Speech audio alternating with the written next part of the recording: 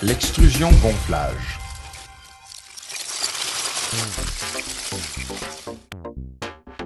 L'extrusion-gonflage est une technique de transformation de la matière plastique permettant la fabrication de pellicules plastiques pouvant être transformées en sacs ou en toile.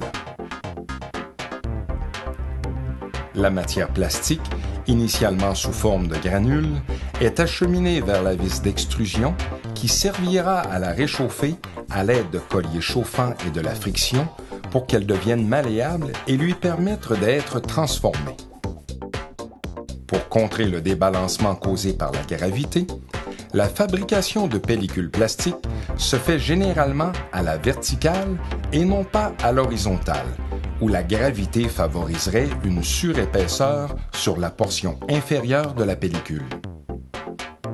Au départ d'une production, la matière plastique malléable est transportée jusqu'à un système de calandre qui permettra de l'étirer sur l'axe vertical et d'enrouler le produit final. Une fois l'enroulement débuté, de l'air est soufflé à l'intérieur du cylindre créé par la pellicule plastique afin de générer une bulle qui permettra d'étirer la matière plastique sur l'axe horizontal. Ce double étirement est nécessaire pour la résistance de la pellicule.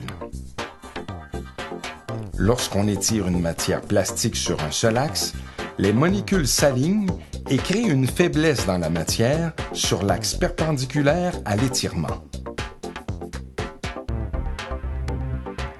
En utilisant un système de calandre avec une bulle d'air, nous obtenons un étirement biaxial de la matière.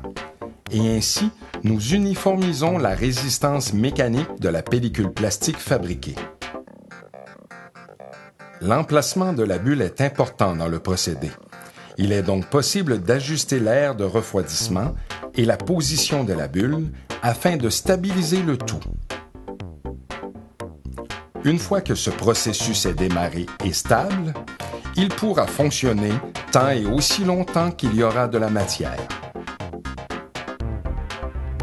La pellicule ainsi produite est alors enroulée sur des rouleaux de carton et un compteur indique la longueur produite.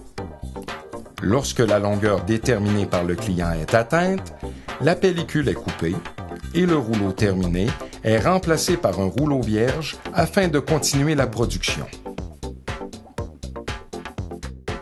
Une portion de la pellicule plastique est alors échantillonnée afin d'en valider la qualité.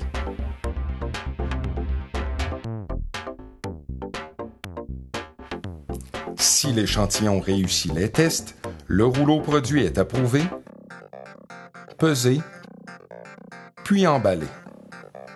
Lorsque le nombre requis de rouleaux pour la commande est complété, le tout est emballé et déposé sur une palette de transport et le produit peut être livré au client.